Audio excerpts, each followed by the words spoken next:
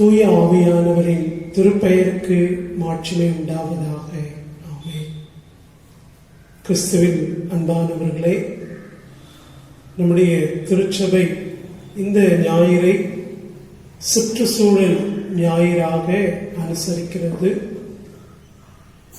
நம்முடைய தென்னிந்திய திருச்சபை இந்த நாளுக்கான ஒரு சிறப்பான வழிபாட்டு முறைமையை நமக்கு கொடுத்திருக்கிறார்கள். நாம் அதை பின்பற்றி இந்த ஞாயிறு வழிபாட்டிலே நாம் பங்கு கொள்வோம்.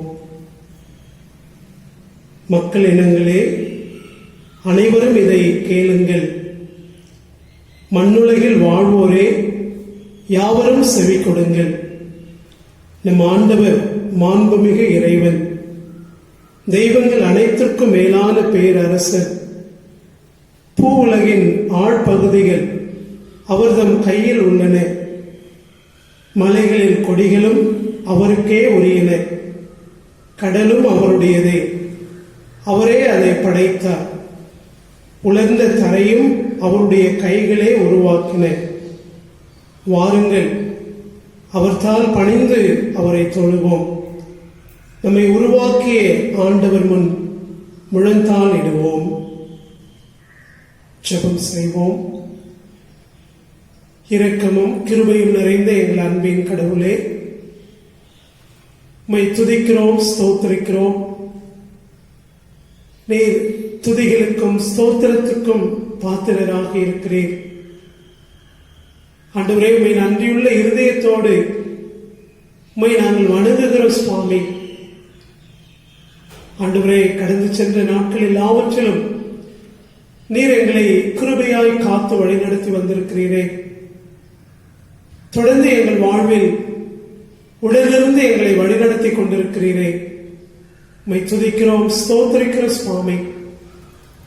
இந்த நாளில் இந்த வழிபாட்டை கர்த்தர் எங்களுக்கு ஆசீர்வதியும். உம்முடைய படைப்புகளாக உம்மை தொழுது கொள்கிற இந்த ஞாயிறு வழிபாடு ஆண்டவரே எங்களுக்கு ஆசீர்வாதமாய் அமைய அருள் தாரும். உம்முடைய திருக்கரங்களில் ஒப்பு கொடுக்கிறோம். தொடக்கம் முதல் முடிகின்ற வரையிலும் ஆண்டவரே நீர் எங்களை வழிநடத்தும். உம்முடைய பிரசன்னத்தினால் எங்களை நிரப்பும். இயேசுவின் வழியை கேட்டுக்கொள்கிறோம் எங்கள் அன்பின் கடவுளே. ஆமென். நம் அனைவரும் சேர்ந்து எண்ணில் அடங்கா ஸ்தோத்திரம் தேவா என்றென்றும் நான் பாடுவேன் பாடலை நாம் சேர்ந்து பாடலாம்.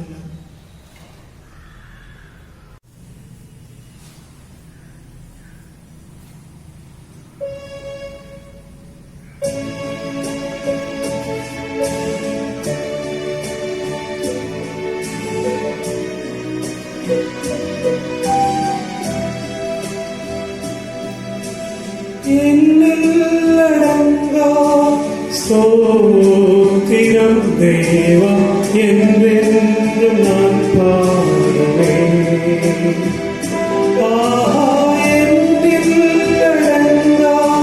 ஸ்தோத்திரம் தேவா என்றென்றும் நான் பாடுவேன். இந்நாள் வரை என் வாழ்விலே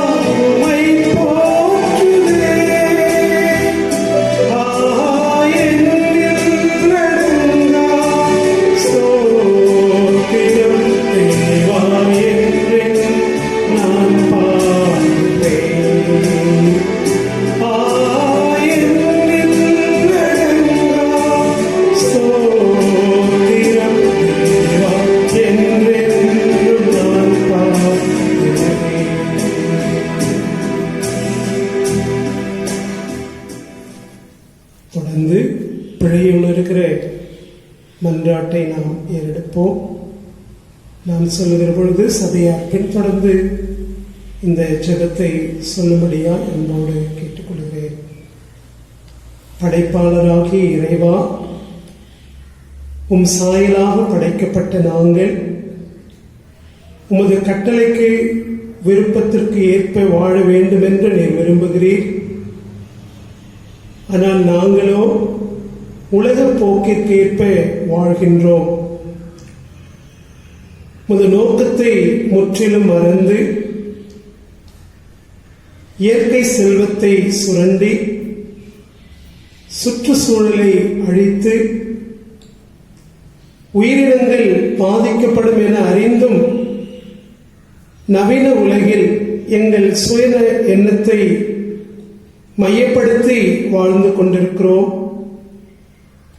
இயற்கை தன்னில் தானே தூய்மைப்படுத்திக் கொண்டு உம்முடைய திருவுளத்தை நிறைவேற்றுகிற தன்மையை கொண்டுள்ளது என்பதை இன்றைய சூழலுக்கு முழுமையாய் வெளிப்படுத்தி இருப்பதை உணர்ந்தவர்களாக இனியும் இந்த தவறுகளை நாங்கள் செய்யாதபடி உமது திருச்சட்டங்களை படைப்போடு இணைந்து செயலாக்கம் செய்திட எங்களுக்கு அருள் தாரும். அனைத்து ஆற்றலும் படைத்த படைப்பாளராகிய கடவுள் உங்களின் உண்மையான மனம் திரும்புதலை ஏற்று படைப்பின் அங்கமாக இருக்கிற நாம் படைப்புடன் அனைத்தையும் மீட்டு உருவாக்கம் செய்து வளப்படுத்தி பாதுகாக்க தம் திருவார்த்தைகளை உங்களுக்கு அளித்து தம் கட்டளைகளை அவ்வப்போது நமக்கு நினைவூட்டி ஊக்கம் அளித்து வழிநடத்தி உங்களை ஆசிர்வதிப்பாராக. ஆமேன்.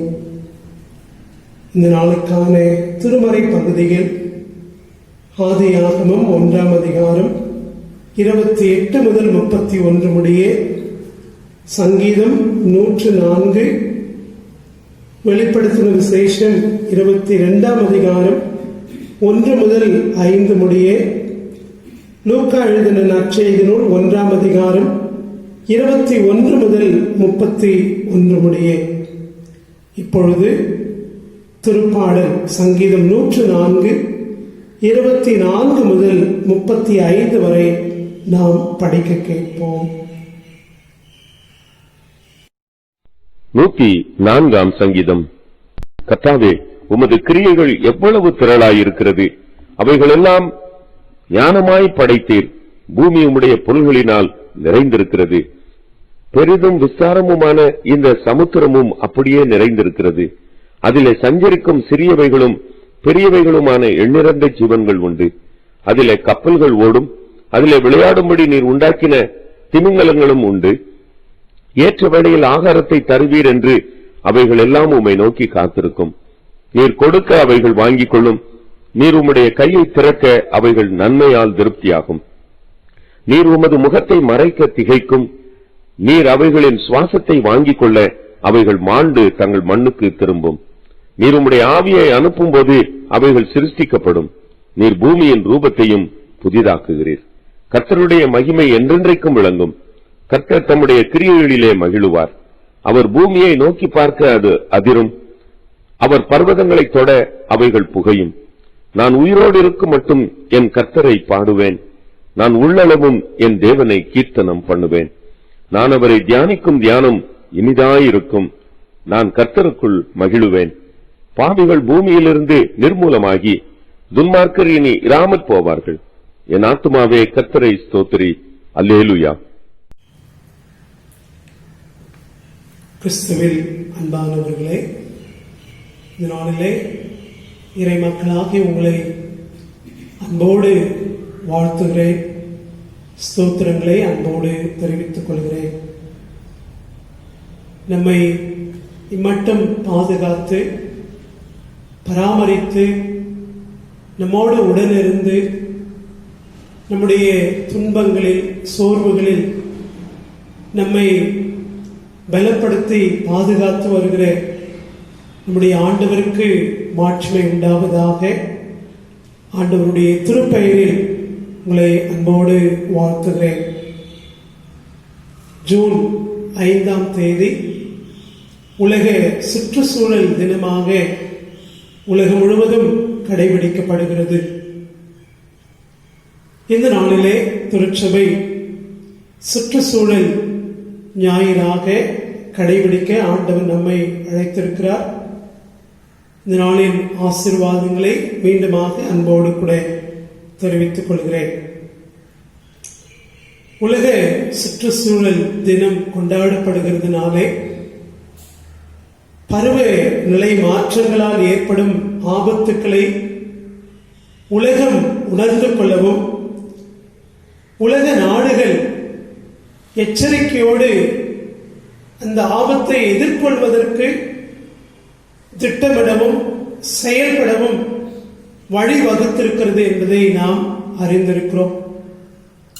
திருச்சபையும் இந்த சூழலிலே, பருவநிலை மாற்றங்கள் நிகழ்ந்து கொண்டிருக்கிற இந்த சூழலில் இதற்கான ஒரு இறையியல் பார்வையை நாம் பெற்றுக்கொள்ளவும், அந்த இறையியல் பார்வை நம்முடைய வாழ்க்கையிலே மாற்றங்களை ஏற்படுத்தி இயற்கையோடு இணைந்து நாம் வாழ பழகிக் கொள்ள வேண்டும் என்பதை உணர்ந்து கொள்வதற்காக திருச்சபையும் இந்த முயற்சியிலே தன்னை ஈடுபடுத்திக் கொண்டிருக்கிறது. நம்முடைய வாழ்வு முறைகள் இயற்கையோடு நட்போடு வாழ்வது மிக மிக அவசியம் என்பதை நாம் உணர்ந்து கொள்ள அழைக்கப்பட்டிருக்கிறோம். இந்த நாளின் தியானம் படைப்பினுடைய இயல்பு என்ன, படைப்பினுடைய பண்புகள் என்ன என்பதை நாம் புரிந்து கொள்ள உதவியாயிருக்கும் என்று நான் நம்புகிறேன். மாத்திரமில்லாமல் நம்முடைய விசுவாச அறிக்கையிலே நாம் சொல்லுகிறோம், வானத்தையும் பூமியையும் படைத்த கடவுளை விசுவாசிக்கிறேன். நம்முடைய கடவுள் படைப்பாளராக இருக்கிறார். கடவுள் இந்த படைப்பை உருவாக்குகின்ற பொழுது கடவுள் இந்த படைப்போடு இன்றைக்கு வாழ்ந்து கொண்டிருக்கிறாரே, கடவுளுடைய சிந்தனை என்ன என்பதை நாம் புரிந்து கொள்வதற்கான ஒரு முயற்சியாக இந்த தியானம் இருக்கும் என்று நான் நம்புகிறேன். வாலிபர்கள் இந்த தியானத்தில் ஈடுபடவும் தொடர்ந்து இதை குறித்து சிந்திக்கவும் அன்போடு கூட கேட்டுக்கொள்கிறேன். இன்றைக்கு படிக்க கேட்ட திருமறை பகுதிகள், படிக்க கொடுக்கப்பட்டிருக்கிற திருமறை பகுதிகளிலே ஆதியாகமம் 1ஆம் அதிகாரம்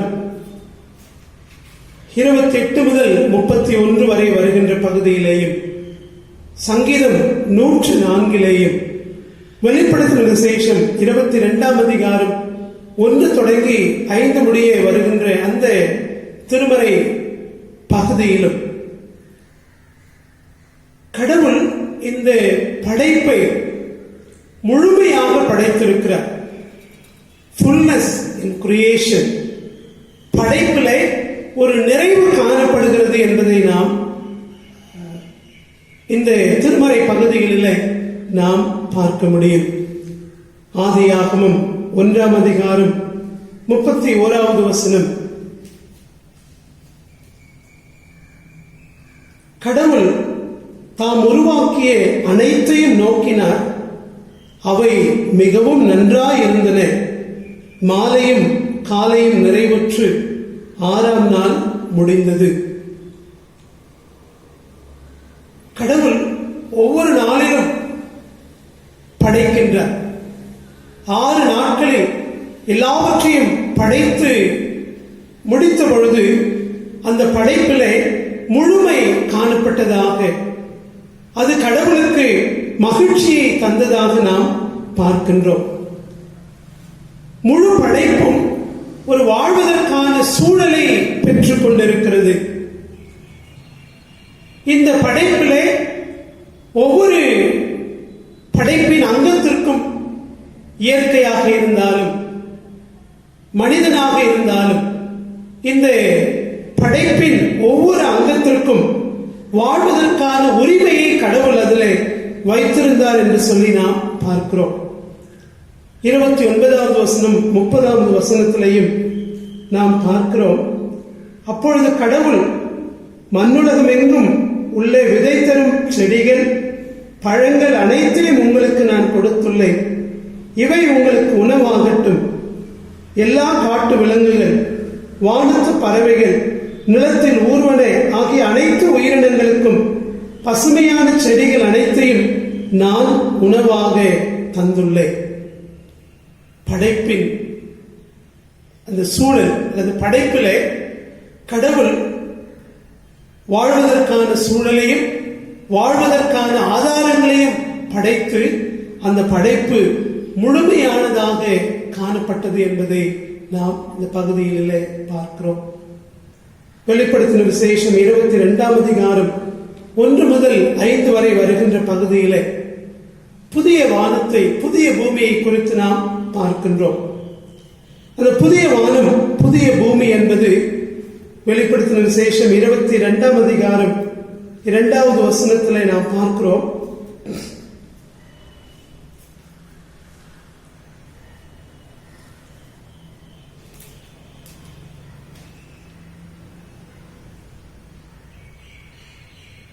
ஒரு ஆற்றை எனக்கு காட்டினார்.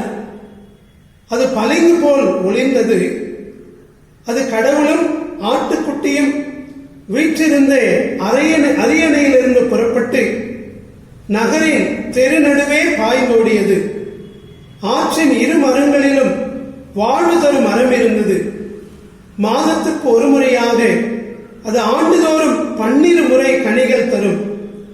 இலைகள் மக்களினத்தை குணப்படுத்தக்கூடியவை. சாபத்திற்கு உள்ளானது எதுவும் நகரில் இராது. ஆண்டுதோறும் கனிகளை தரும். இலைகள் குணப்படுத்தும். படைப்பிலே முழுமையை நாம் பார்க்கிறோம். புதிய வானம் புதிய பூமி என்பது அது அழகு நிறைந்தது, செழுமை நிறைந்தது. அந்த படைப்பிலே முழுமையை கடவுள் தருகிறார் என்பதை இந்த பகுதியிலே பார்க்கிறோம். இந்த திருமறை பகுதியில் ஆதியாகமம், வெளிப்படுத்தின விசேஷம், இந்த 2 திருமறை பகுதிகளிலும் படைப்பில் ஒரு முழுமையை பார்க்கிறோம். அந்த முழுமைதான் கடவுளுடைய பண்பாக வெளிப்படுகிறது. அந்த கடவுளுடைய பண்புதான் படைப்பு முழுவதற்கும் கடவுளுக்கும் மகிழ்ச்சியை தருகிறதாக அமைந்திருக்கிறது. படைப்பு வாழ்வு தருகிறதாக, அந்த வாழ்வு கடவுள் தருகின்ற வாழ்வாக நாம் பார்க்கின்றோம். வெளிப்படுத்தின விசேஷம் 22ஆம் அதிகாரம் 5வது வசனத்தில் நாம் பார்க்கிறோம். கடவுளே தம்முடைய படைப்பிற்கு ஒளி தருகிறவராக இருப்பார். கிறிஸ்துவில் அன்பானவர்களே, இந்த திருமறை பகுதிகளிலே படைப்பிலே கடவுள் வெளிப்படுத்துகிற பண்புகளை நாம் பார்க்கிறோம். படைப்புதான் கடவுளுக்கு மகிழ்ச்சியை தருகிறது என்பதாக நாம் பார்க்கிறோம். கடவுள் படைப்போடு கூட தன்னை இணைத்துக் கொள்கிறார். படைப்போடு கூட இணைந்து வாழுகிற கடவுளாக இருக்கின்றார். சங்கீதம் 104:30வது வசனத்தில், நீர் உமது முகத்தை மறைக்க அவை திகிலடையும். நீர் அவற்றின் மூச்சை நிறுத்திவிட்டால் அவை மாண்டு மறுபடியும் புழுதிக்கே திரும்பும். உமது ஆவியை நீர் அனுப்ப அவை படைக்க பெறுகின்றன. மன்னகத்தின் முகத்தை புதுப்பிக்கின்றேன். ஆண்டவரின் மாட்சி என்றென்றும் நிலைத்திருப்பதாக. அவர் தம் செயல்களை குறித்து மகிழ்வாராக. படைப்பிலே ஆவியானவர். படைப்பு 6 நாட்களிலே தொடக்கத்திலே முடிந்துவிட்ட ஒரு செயலாக நாம் பார்க்காமல் திருமறை அப்படி நமக்கு சொல்லவில்லை. மாறாக தூய ஆவியானவர் இந்த படைப்போடு கூட தொடர்ந்து செயல்படுகின்றவராக இருக்கின்றார். தூய ஆவியானவர் இந்த படைப்பை புதிதாக்குகின்றவராக இருக்கின்றார். படைப்பு என்பது ஒரு தொடர் பணியாக, இந்த தொடர் பணியை தூய ஆவியானவர் தொடர்ந்து செயலாற்றிக் கொண்டிருக்கிறார்.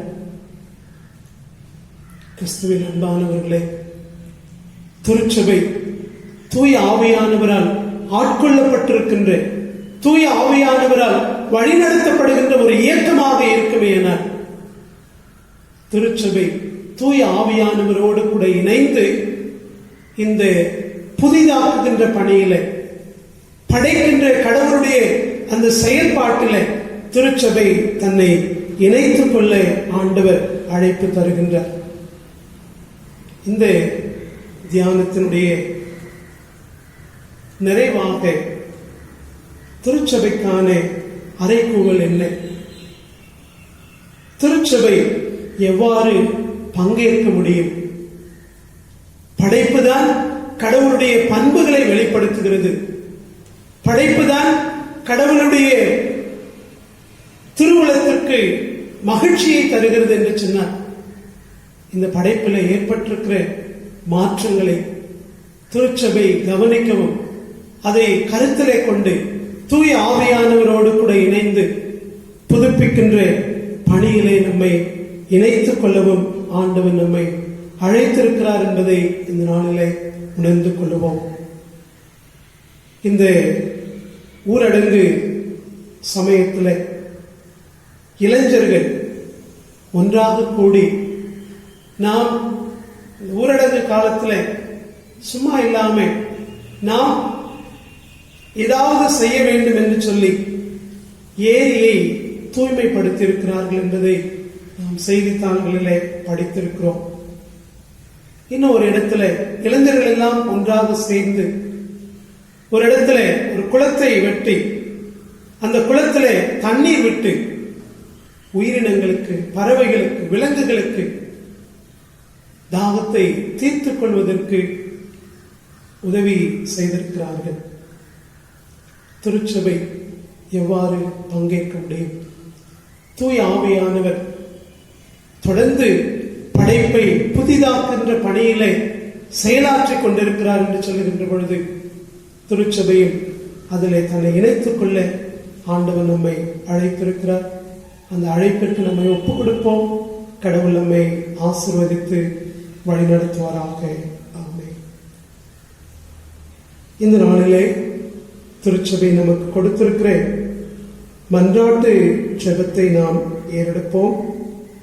ஒவ்வொரு மன்றாட்டிற்கு பிறகும் எங்கள் மன்றாட்டை கேட்டருளும் இறைவா என்று மறுமொழி சொல்ல அன்போடு கேட்டுக்கொள்கிறேன்.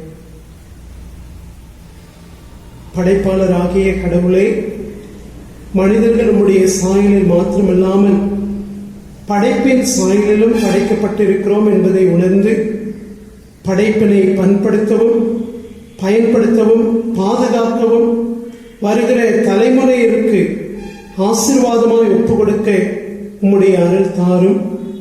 எங்கள் மன்றாட்டை கேட்டருளும் இறைவா. படைப்பாளராகிய கடவுளே, படைப்பு அனைத்தும் ஒருவரை ஒருவர் சார்ந்து வாழ்வதற்கும் ஒருவரோடு ஒருவர் இணைந்து வாழ்வதற்கும் விடுத்த அழைப்பினை உணராமல் அப்படைப்பினை சுரண்டியதின் விளைவாகவே இயற்கை சீற்றங்களை நாங்கள் பார்க்கிறோம். படைப்பின் பொருளை உணர்ந்து படைப்பாளரோடு படைப்போடு சேர்ந்து வாழ அருள் தாரும். எங்கள் மன்றாட்டை கேட்டருளும் இறைவா. படைப்பாளராகிய கடவுளே, படைப்பனைத்தும் கற்ப வேதனைப்படக்கூடிய சூழல் உலகெங்கிலும் உருவாகியுள்ளது. இச்சூழலில் படைப்பின் மறு உருவாக்கும் ஆற்றலினை புரிந்து கொள்ளவும் அந்த மறு உருவாக்கத்தில் இணைந்து கொள்ளவும் அருள் தாரும். எங்கள் மன்றாட்டை கேட்டருளும் இறைவா. படைப்பாளராகிய கடவுளே, மனிதர்களின் சுயநலத்தால் வளர்ச்சி என்னும் புனைவினால் நீர், நிலம், காற்று மாசுபடுத்தப்பட்ட சூழலில், கொரோனா தொற்று வைரஸ் சூழலில் ஒரு வகையில் இயற்கையை மீட்டெடுக்கப்பட்டுள்ளது. மீட்டெடுக்கப்பட்ட இயற்கையே கொரோனா தொற்று வைரஸிலிருந்து உலகத்தை மீட்டெடுக்க அருள் தாரும். எங்கள் மன்றாட்டை கேட்டருளும் இறைவா. படைப்பாளராகிய கடவுளே, உலக அனைத்திலும் இயற்கையின் சீற்றங்கள் ஏழை எளிய மக்களின் வாழ்வையும் வாழ்வாதாரத்தையும் பறித்துள்ளது. அவர்களின் சமாதானத்திற்காக வேண்டுகிறோம். தொடர்ந்து இயற்கையோடு இணைந்து வாழக்கூடிய ஞானத்தை பெற்று இது போன்ற இயற்கை சீற்றங்கள் இனி ஏற்படாவண்ணம் இயற்கையை பயன்படுத்த பண்படுத்த அருள் தாரும். எங்கள் மன்றாட்டை கேட்டருளும் இறைவா. படைப்பாளராகிய கடவுளே, உம்மை படைப்பாளர் என்று அறிக்கை செய்யக்கூடிய திருச்சபையாக நீர் படைப்பின் வழியாக உம்மை வெளிப்படுத்துகிறீர் என்பதை புரிந்து கொண்டு உம் படைப்பினை பேணி பாதுகாக்க அருள் தாரும். எங்கள் மன்றாட்டை கேட்டருளும் இறைவா.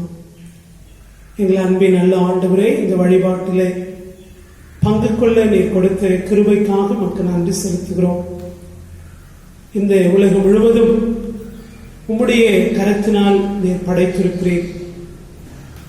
இந்த படைப்போடு இணைந்து நாங்கள் வாழுகிற வாழ்க்கையில் ஆண்டவரே, எங்களுக்கு நீர் கொடுத்திருக்கிற பொறுப்பினை நாங்கள் உணர்ந்து செயல்பட அருள் தாரும். இந்த நாளிலே எங்களை தாழ்த்தி ஒப்புக் கொடுக்கிறோம். திருச்சபையின் ஒவ்வொரு குடும்பங்களையும், இந்த தியானத்திலே பங்கேற்றிருக்கிற ஒவ்வொரு இறை மக்களையும் நீர் ஆசீர்வதியும். உடைய கருத்தினால் எங்களை தொடும் சுவாமி. உடைய கருத்தினால் எங்களை வழிநடத்தும் ஆண்டவரே. நாங்கள் கலங்கி இருக்கிற நேரங்களில் உடைய கிருபை எங்களை தேற்றும்படியாயுமை மன்றாடுகிறோம். ஆண்டவரே, இந்த வைரஸ் தொற்றினால ஏற்பட்டு வருகிற மரண இழப்புகள் இவைகளிலிருந்து எங்களை பாதுகாத்துக் கொள்ளுங்க சுவாமி. மனித இனத்தை உடைய பேரருளால் பாதுகாக்க வேண்டும் என்று உம்மை மன்றாடுகிறோம். தொடர்ந்து இதற்காய் உழைக்கின்ற ஒவ்வொருவரையும் நீ பலப்படுத்தும், பாதுகாத்துக் கொள்ளும். எல்லாவற்றையும் எங்கள் அருமை இரட்சகர் இயேசு கிறிஸ்துவின் வழியை தாழ்மையோடு கேட்டுக்கொள்கிறோம் எங்கள் அன்பின் கடவுளே. ஆமென்.